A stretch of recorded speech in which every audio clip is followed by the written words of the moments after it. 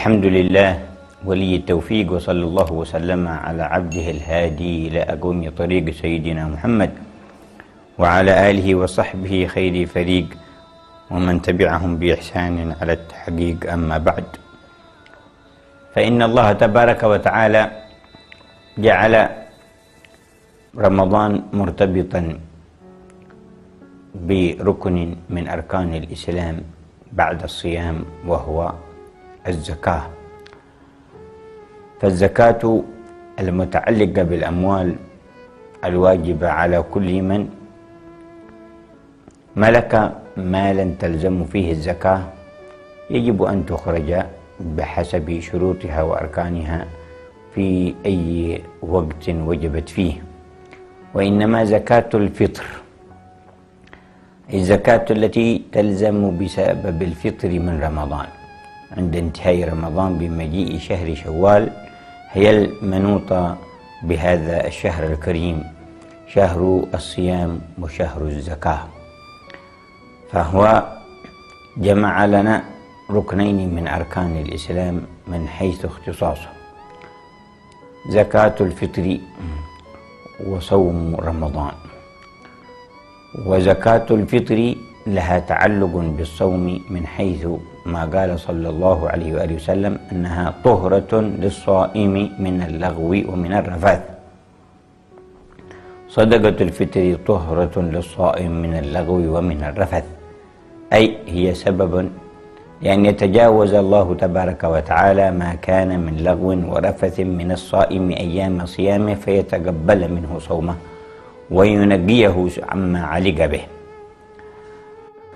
صدقة الفطر واجبة على كل مسلم ملك قوت يوم العيد وليلته، وملك ما يمكن أن يخرجه في زكاة الفطر. وقد صح في الحديث عنه صلى الله عليه وسلم قال بعض أصحابه: فرض رسول الله صلى الله عليه وآله وسلم صدقة الفطر صاعا من بر أو صاعا من تمر أو صاعا من شعير، فيلزم إخراج زكاة الفطر. يأتي وقت وجوبها، قال الجمهور، من عند غروب شمس آخر يوم من رمضان ودخول أول ليلة من ليالي العيد، وأناطها الحنفية بفجر يوم العيد لإضافتها إلى الفطر، وإنما الفطر يتعلق باليوم. وعلى كل الأحوال فإن صدقة الفطر تلزم الإنسان وتلزم من تجب عليه نفقته، فيخرجها عن نفسه وعمن تلزمه نفقته في يوم العيد وهو أفضل أوقاتها. قال الشافعية: يجوز تقديمها في شهر رمضان ولو من أوله. قال الحنابلة والمالكية: إنما تكون قبل العيد بيوم أو يومين لا زيادة. والحنفية كالشافعية في جواز تقديم إخراج صدقة الفطر ولو من أول رمضان. ثم اتفقوا على أن الأفضل أن تخرج في يوم العيد لكن قبل صلاة العيد، فتأخيرها عن صلاة العيد يكره، فينبغي أن لا يخرج الإنسان لصلاة العيد إلا وقد أخرج صدقة الفطر عن نفسه وعن أهله وعن من تلزمه نفقته. وقد سمعنا في الحديث التحديد بالصاع الذي هو 4 أمداد بمد النبي صلى الله عليه وآله وصحبه وسلم، فهذا المقدار اللازم على كل فرد، فتخرج 4 أمداد صاعا من بر أو تمر أو شعير. فإما أن تكون من قوت البلد الذي يعيش فيه هذا الصائم، فتخرج وتعطى للفقراء من أهل تلك البلدة من المسلمين، صاعا من بر أو صاعا من تمر أو صاعا من شعير. ووقف بعضهم كالحنابلة مع النص، فقال: ما جاء فيه النص من هذه الأقوات فتخرج منه، وإلا فمما يقتات في البلد. ومال الشافعية والحنابلة إلى أن الواجب أن تكون من غالب قوت البلد، قال الشافعية: أو ما هو أفضل منه بحسب الترتيب عندهم، فالبر أفضل الأقوات، ثم السلت، ثم الشعير، ثم الذرة، ثم الأرز. فيجب إخراج صدقة الفطر من هذه الأقوات التي تقتات في البلد أو ما هو أفضل منها. قال الحنفية: يجوز إخراجها قيمة، وقال الجمهور: لا يجوز إخراجها إلا من طعام البلد. شرعت صدقة الفطر كما ذكر صلى الله عليه وسلم طهرة للصائم من اللغو ومن الرفث، فتكون سببا لقبول صيامه. وقال: غنوهم يعني الفقراء والمحتاجين عن السؤال في ذاك اليوم، يعني يوم العيد، فيكونون رائقين أكلين مع أهليهم وأسرهم في يوم العيد، لا يحتاجون فيه إلى أن يتعرضوا إلى مسألة.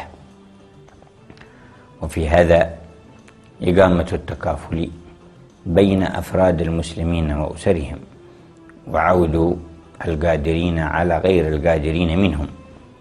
ثم إن من تمكن من إخراج هذه الزكاة، ولو كان تمكنه بسبب ما وصل إليه من الزكاة، بأن كان في نفسه فقيرا، ولكن جاء له مع قرب العيد أو في ليلة العيد أو في صباح يوم العيد زكوات كثيرة فضلت وزادت عن قوته وقوت أسرته، فيجب عليه أن يخرج من هذه الزكاة التي جاءت إليه فصارت ملكه زكاة عن نفسه وعمن تلزمه نفقته. فينبغي الاعتناء بهذه الزكاة والمبادرة بإخراجها قبل صلاة العيد، فإن أخرها عن صلاة العيد كان ذلك مكروها، ولم يزل الأمر معلقا به، فيجب أن يخرجها في اليوم ما دام اليوم باقيا إلى غروب الشمس. فإذا غربت الشمس يوم العيد وهو بعد لم يخرجها أثم بالتأخير ولزمه الإخراج، فيجب عليه أن يخرج هذه الزكاة وأن يوصلها إلى الفقراء، وإن كان متأخرا فهو ماثوم بتأخيره إياها عن هذا اليوم الذي جعلها الله تعالى منوطة به، يوم الفطر، يوم الجوائز التي ليلته تسمى ليلة الجائزة، يوم الفرح عند المؤمنين بإكمال صومهم وإتمام نعمة الله تبارك وتعالى عليهم. فينبغي أن يخرجها الإنسان طيبة بها نفسه فرحا بإخراجها، وأن يقصد المكان الذي تكون فيه مجزئة باتفاق. فمخرج زكاة الفطر هو مخرج الزكوات الأخرى للأموال.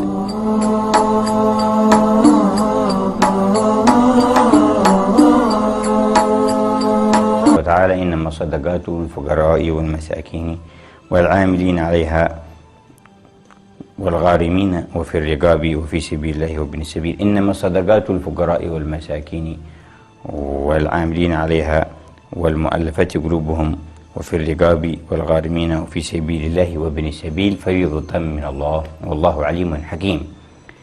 فهذه الأصناف الثمانية التي ذكرها الله تعالى هي المصرف لصدقة الفطر، كما أنها المصرف للزكوات مطلقا، فيلزم الصرف إليهم ويتوفر منهم غالبا في غالب البلدان المساكين والعاملين عليها والمساكين والغارمين وابن السبيل. فينبغي بحسب الكمية التي مع أن يستوعب ولو 3 من كل صنف إن تيسر له ذلك. فقال الجمهور بجواز صرف الزكاة إلى أي صنف من هذه الأصناف ولو إلى واحد، واشترط والشافعية إذا جمع الحاكم الزكاة أن يستوعب الموجودين في بلده ممن يستحق الزكاة، وإلا فإذا أخرجها صاحبها فليقتصر على 3 من كل صنف إن تيسر له ذلك. كانت هذه الزكوات محل ومحل تطهير للقلب عن داء الشح والبخل، ومحل ربط بين المجتمع في تقويم العلائق وفي تقويم معاني المحبة والأخوة التي ندب الله تبارك وتعالى إليها وشرعها لنا وأكد عليها في كتابه. فينبغي أن يكون إخراجها مع طيبة النفس إلى موطنها ومحلها يقصد به وجه الله تبارك وتعالى، فعلى مخرجها أن ينويها وأن يوصلها بنفسه أو بمن يثق به إلى من يستحق هذه الزكاة.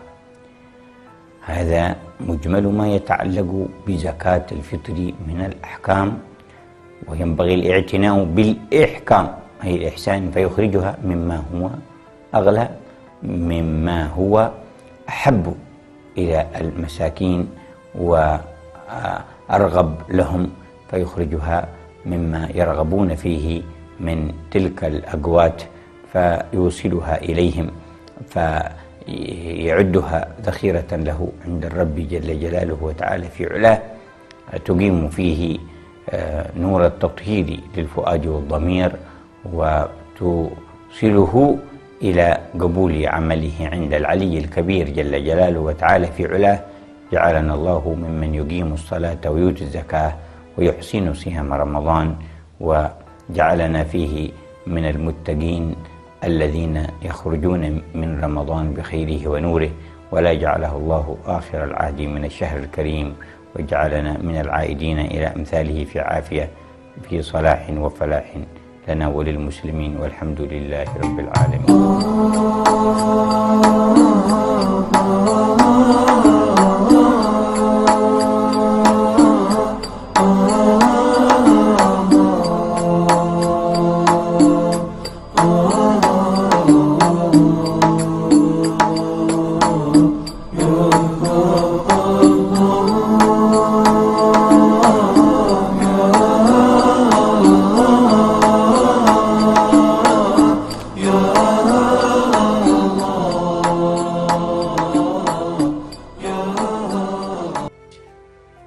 Sebetulnya mau nambahi, lebih baik tak tambahin, nggak usah pertanyaan dah. Untuk saya terangkan sedikit tentang zakat fitrah, karena penting, karena banyak yang keliru ada di situ. Zakat fitrah itu diwajibkan pada setiap orang Muslim yang pernah hidup dan menjadi Islam ada di bulan Ramadan dan di bulan Syawal.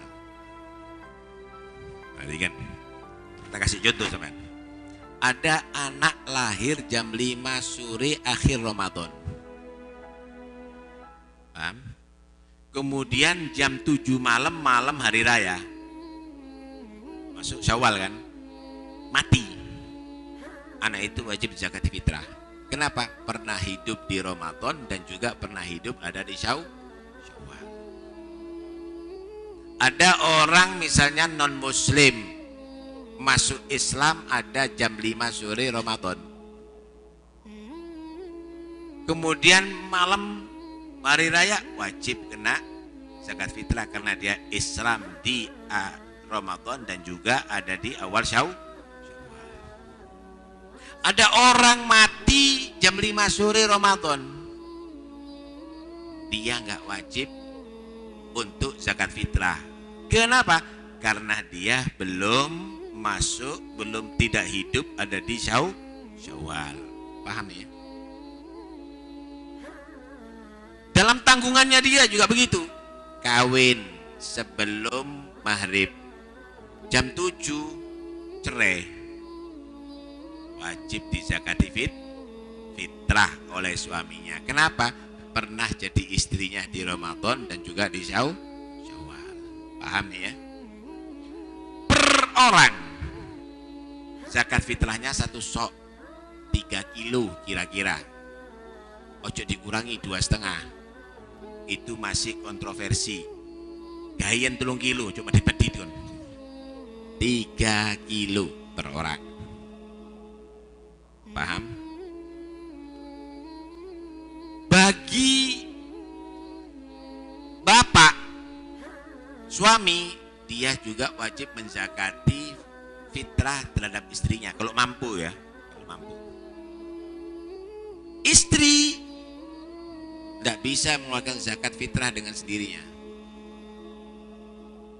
Langsung aja wis dizakati fitrah sendiri anak dirinya. Tanpa seizin suami nggak sah. Karena itu istri harus minta izin. Mas tak niati zakat fitrah ya? Iya dek, nggak apa-apa. Ya tono. Kalau enggak, suami yang niati. Cukup, walaupun istri nggak niati. Kenapa? Kewajibannya bukan istri, tapi kewajiban suami menfitrai istri. Paham ya? Lah bagaimana suaminya kerja di Saudi? Istrinya ada di Wonorejo. Telepon suaminya. Dek, kontak izini untuk niat dan mengeluarkan zakat fitrah. Wis tuku duwe tak kirim atau nyelangono duitmu dime engko tak bayar gitu. Saya izini kamu untuk niati zakat fitrah sekaligus membagikan. Kalau ada duitnya duit dikirimkan, kalau enggak pinjem dulu nanti tak kasih. Enggak apa-apa sudah. Paham ya? Anak-anaknya perhatikan, ini banyak keliru. Anak-anak kecil sebelum balik atau sudah balik tapi udur, idiot, buta, nggak mampu lah dia bekerja dan dia fakir, maka tanggungan orang tua. Paham ya? Anak-anak kecil itu niatnya saudara diniati oleh bapak. Lo bapaknya nggak ada di luar kota, ibunya niati, nggak boleh, harus izin ibunya. Dek, aku nggak bisa pulang, kau niatono ya zakat fitrahnya anak-anak. Oh iya mas, sah. Tanpa izin nggak bisa. Paham nih? Karena itu jadi bapak sing kena. Bapak nggak ngerti agama, repot. Paham nih ya? Anak yang udah balik, nah bas, nggak bisa orang tua niati zakat fitrahnya, kecuali diizini anak yang sudah balik. Itu yang pertama. Yang kedua, zakat fitrahnya kasihkan sama anaknya. Iki beras tak kei kon. Niatono zakat fitrah nak. Dia niati zakat fitrah sendiri, begitu. Paham ya? Ini tak apa yang banyak keliru aja. Zakat fitrah itu wajibnya dikeluarkan setelah terbenamnya matahari malam hari raya. Paham ya? Tapi kalau sebelumnya dikeluarkan nggak apa-apa. Mulai awal Ramadan nggak apa-apa. Malam Ramadan pertama nggak apa-apa. Tapi itu takjiluz zakah. Itu prosesnya berlarut-larut, ruwet. Kenapa? Kalau yang menerima zakat fitrahnya kamu tadi mati di tengah-tengah Ramadan, berarti kamu harus nemponi. Atau dia jadi kaya mendadak. Kenapa? Antuk duit ke pemerintah misalnya dadi sugih. Maka kamu harus nemponi. Kenapa? Malam hari raya nggak berhak menerima zakat dia. Paham? Afdolnya mengeluarkan zakat fitrah adalah setelah subuh sebelum sholat id. Afdolnya. Bagaimana setelah sholat id? Boleh menurut mazhab Syafi'i. Tapi ada menyatakan nggak bisa. Karena itu afdolnya jangan setelah sholat id, tapi sebelum sholat id. Kalau setelah sholat id boleh menurut mazhab Syafi'i, tapi sampai kapan? Terbenamnya matahari tanggal 1 Syawal. Kalau sudah terbenam matahari, dosa wajib mengeluarkan godok zakat fitrah. Bukan zakat fitrahnya setahun kas, ya saat itu godok cuma. Nah, ini yang banyak keliru. Zakat fitrah itu tidak boleh boleh diberikan kepada anak kecil. Kadang-kadang bagi arek cilik-cilik nggak kresek dikei. Celuk mae, piro anakmu pitu. Kayak ono pitung takar, 7 takar. Jangan kepada anaknya, nggak sah. Yang boleh dibeli zakat fitrah yang sah untuk tasarruf, sah dalam dua belinya. Yang bagi juga begitu, kadang-kadang anak cilik bagi, nggak sah. Yang bagi harus yang sah tasarruf, yang apa namanya, yang dikasih juga yang sah tasarrufnya. Paham ya? Panitia zakat harus ngerti cara pembagiannya. Dowo, karena itu panitia belajar dulu fikihnya supaya nggak keliru. Kalau keliru nanti akhirnya tanggungan kamu harus nemponi. Paham ya? Wallahu a'lam bishawab.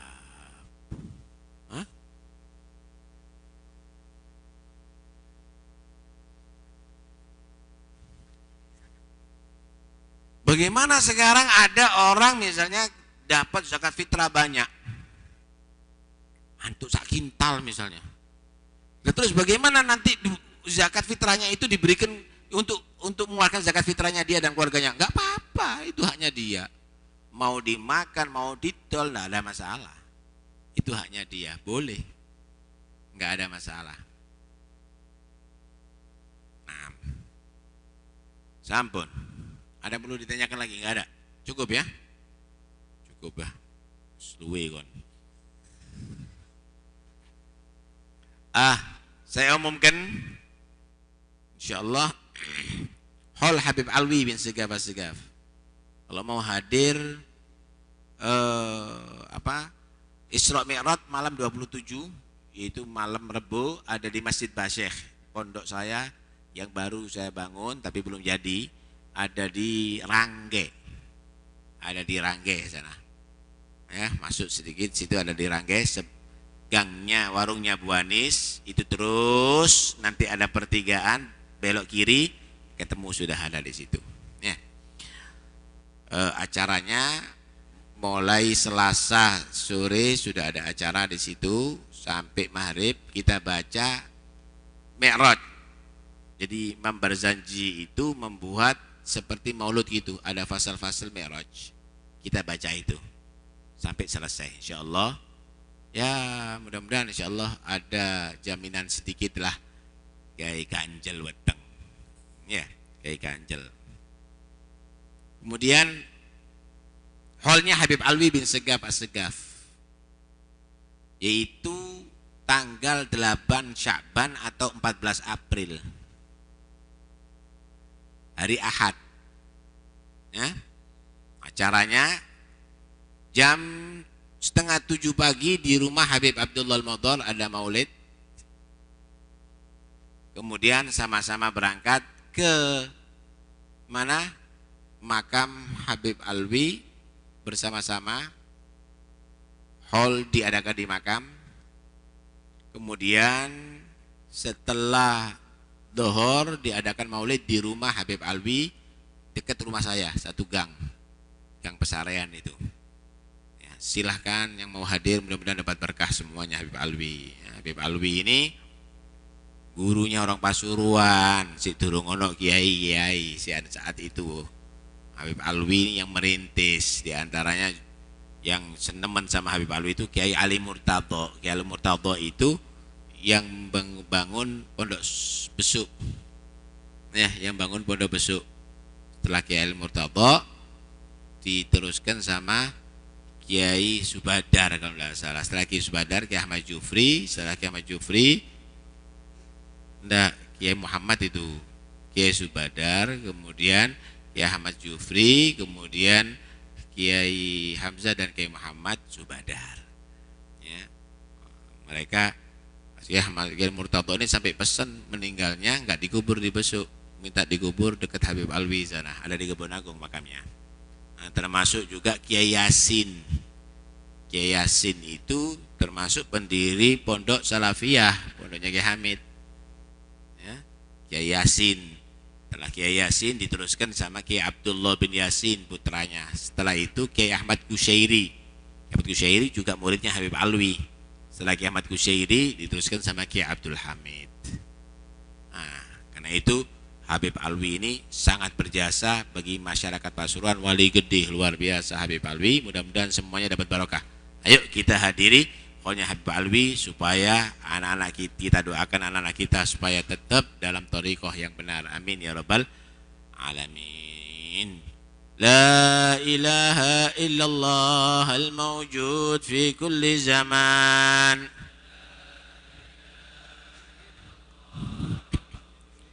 La ilaha illallah al-ma'bud fi kulli makan. لا إله إلا الله المذكور بكل لسان. لا إله إلا الله المعروف بالإحسان. لا إله إلا الله كل يوم هو في شان. لا إله إلا الله الأمان الأمان من زوال الإيمان.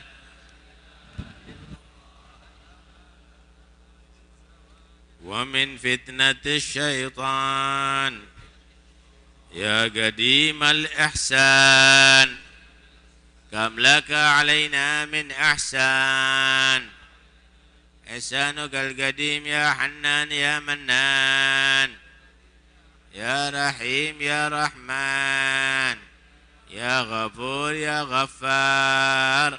اغفر لنا وارحمنا وأنت خير الراحمين. صلى الله على سيدنا محمد وسلم. الحمد لله رب العالمين. اللهم اهدنا فيمن هديت وعافنا فيمن عافيت وتولنا فيمن توليت وبارك لنا فيما أعطيت وقنا شر ما قضيت فإنك تقضي ولا يقضى عليك فإنه لا يذل من وليت ولا يعز من عاديت تبارك وتعالى فلك الحمد على ما قضيت. نستغفرك ونتوب إليك. صلى الله على سيدنا محمد وآله وصحبه وسلم. الحمد لله رب العالمين. بسر الفاتحة. ومت بسم الله.